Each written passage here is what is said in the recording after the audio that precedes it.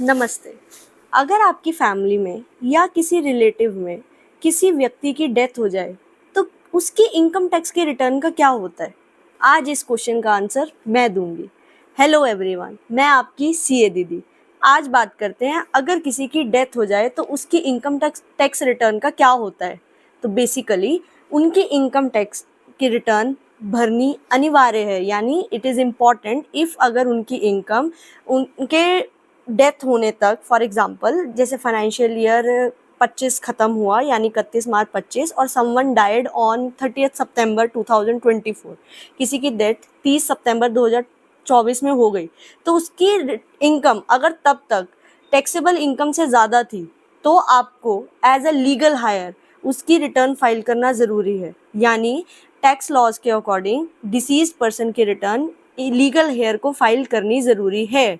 तो इसका कैसे प्रोसीजर रहता है? बेसिकली द लीगल हेयर, जो भी उस मरे हुए व्यक्ति का लीगल हेयर होगा या नॉमिनी होगा, उसको अपना इनकम टैक्स के पोर्टल पर रजिस्ट्रेशन कराना पड़ेगा एज ए लीगल हेयर। वो कैसे होता है?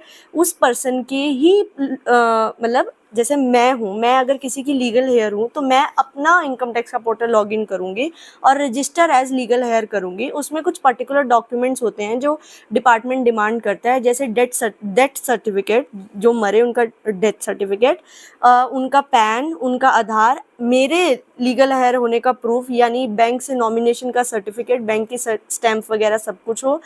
और तो मैं एक रजिस्ट्रेशन हो जाता है जिससे मैं जिनकी डेथ हुई उनका भी अकाउंट असेस कर पाऊंगी अपने अकाउंट के थ्रू। अब क्या डिसीज्ड पर्सन और जो नॉर्मल लोग हैं उनकी टैक्सेबिलिटी सेम रहती है? सारा प्रोसीजर सेम रहता है? जी हाँ, ये सब कुछ सेम रहता है। बस आप ओटीपी उनके पास नहीं जाएगा, उसका ओटीपी लीगल हेयर के पास आएगा, ये डिफरेंस होता है। आप बस एक बीइंग अ लीगल हेयर, आपकी रिस्पॉन्सिबिलिटी बन जाती है कि जब तक उनकी जिस डेट तक उनकी डेथ हुई है तब तक की इनकम टैक्स की रिटर्न फाइल की रिस्पॉन्सिबिलिटी मेरी रहेगी, बीइंग अ लीगल हेयर। तो समझिए, टैक्स लॉज के अकॉर्डिंग ये एक जिम्मेदारी है जो निभानी होती है। तो अगर आप किसी के लीगल हेयर हैं तो आप इसमें डिले ना करें, इस अपनी एक एडिशनल रिस्पॉन्सिबिलिटी समझकर अपने रिटर्न के साथ उनकी रिटर्न भी फाइल करें। इनकी ड्यू डेट सेम होती है। अगर वो नॉन ऑडिट वाले पर्सन है यानी किसी ऑडिट फर्म के पार्टनर नहीं थे जिनकी डेथ हुई, तो 31 जुलाई, जो अब बढ़कर 15 सितंबर हो चुकी है, तो आपको उनकी रिटर्न भी फाइल करनी है। ऐसी और जानकारी के लिए मुझे फॉलो करें, इस वीडियो को लाइक करें और शेयर